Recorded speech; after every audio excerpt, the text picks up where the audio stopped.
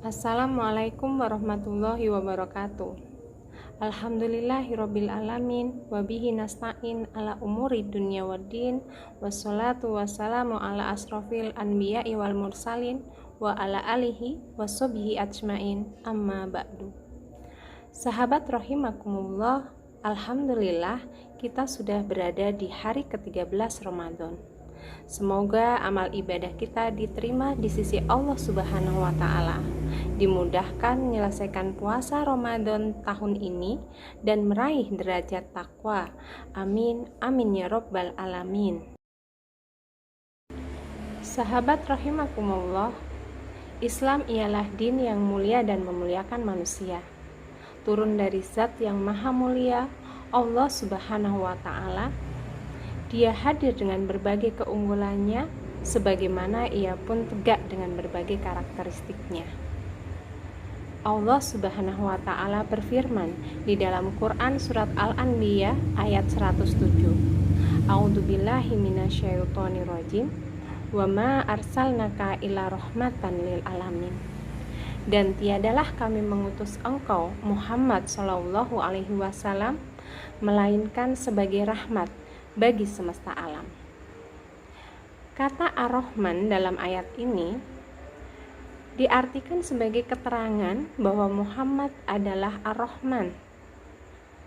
Adapun kata arsalna berkaitan dengan risalah Islam yang diemban oleh Rasulullah SAW, yaitu mencakup akidah dan syariat Islam. Hal ini pun dijelaskan oleh para ulama muktabar, di antaranya Ibnu Abbas yang menafsirkan bahwa Allah mengutus Rasulullah sebagai rahmat bagi seluruh alam, baik itu yang beriman maupun mereka yang kafir. Kepada yang beriman, Allah berikan hidayah, dan bagi golongan kafir, Allah tunda azab bagi mereka sebagaimana yang terjadi pada umat-umat terdahulu. Hal ini disepakati oleh Imam Al-Qurtubi dan Ibnu Katsir. Adapun pendapat ulama Nusantara, yaitu Syekh Nawawi Al-Bantani, beliau menafsirkan ayat ini sebagai berikut, bahwasanya tidaklah kami mengutus engkau, wahai sebaik-baik makhluk, dengan membawa ajaran-ajaran syariatnya, kecuali sebagai rahmat bagi semesta alam, yakni untuk menjadi rahmat kami bagi alam semesta seluruhnya, bagi agama ini dan kehidupan dunia. Nah, dari sini kita bisa pahami bahwa kerahmatan bagi alam semesta terwujud dengan menegakkan apa yang diemban oleh Rasulullah SAW, yakni akidah dan syariat Islam dalam kehidupan. Hal ini sesuai dengan janji Allah di dalam Quran surat Al-A'raf ayat 96. A'udzubillahi minasyaitonirrajim. Walau anna ahlal qura amanu wa taqaw la fatahna alaihim barakatin minas sama'i wal ard. Jikalau sekiranya penduduk negeri-negeri beriman dan bertakwa,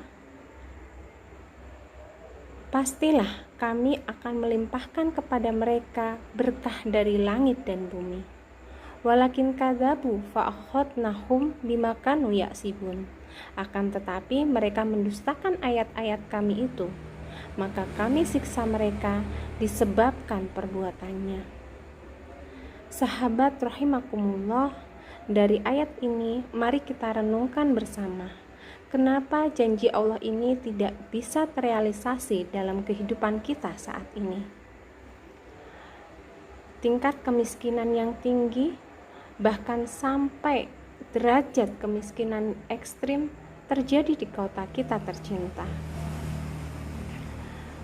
Pada saat bulan Ramadan khususnya, setiap tahun harga-harga kebutuhan bahan pokok meningkat.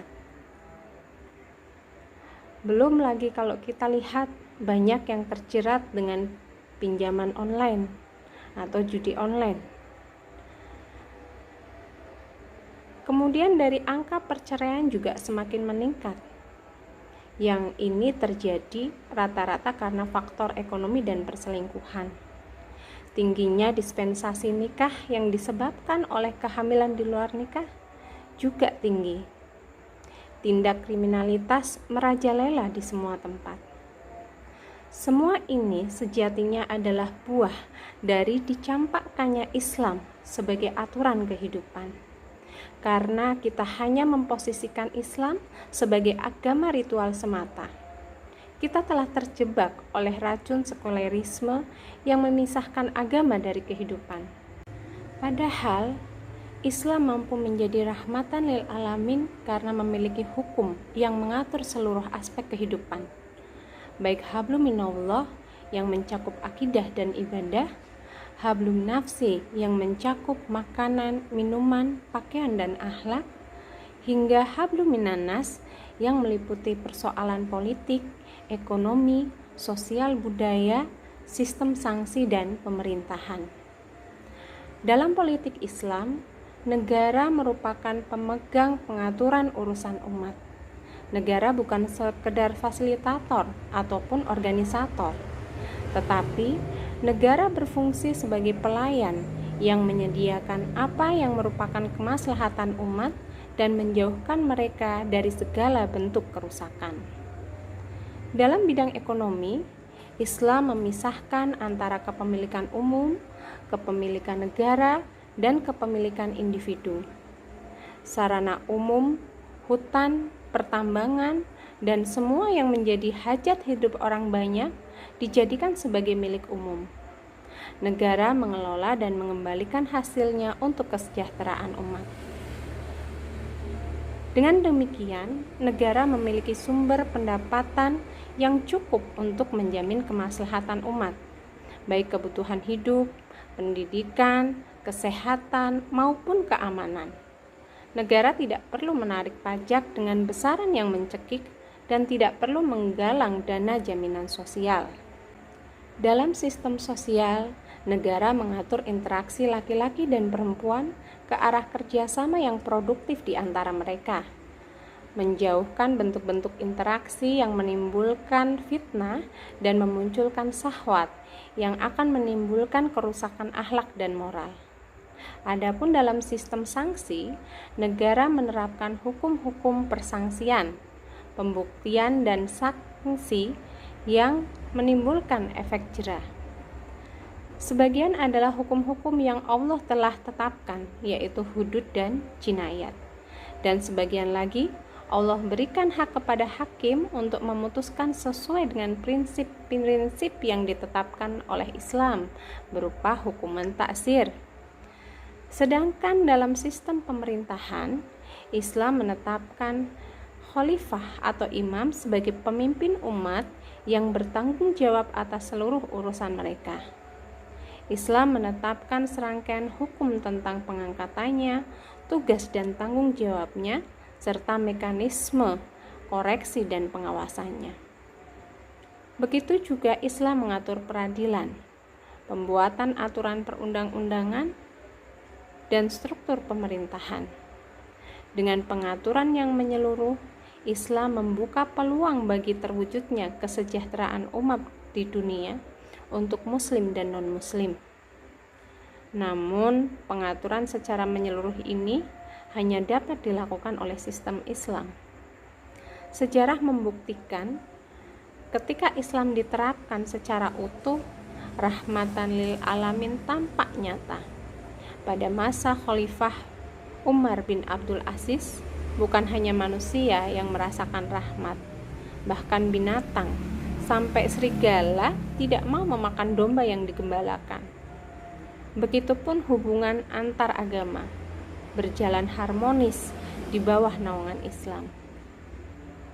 Sahabat rahimakumullah, momen Ramadan ini hendaknya kita berupaya untuk terus mengikatkan diri kita dengan syariat Allah, membumikannya baik di dunia nyata maupun di dunia maya, dengan mengajak masyarakat berjuang bersama menegakkan syariat Islam dalam kehidupan. Semoga upaya yang kita lakukan ini mampu menempatkan diri kita di barisan orang-orang yang bertakwa. Amin, amin ya robbal alamin. Billahi taufiq wal hidayah. Wassalamualaikum warahmatullahi wabarakatuh.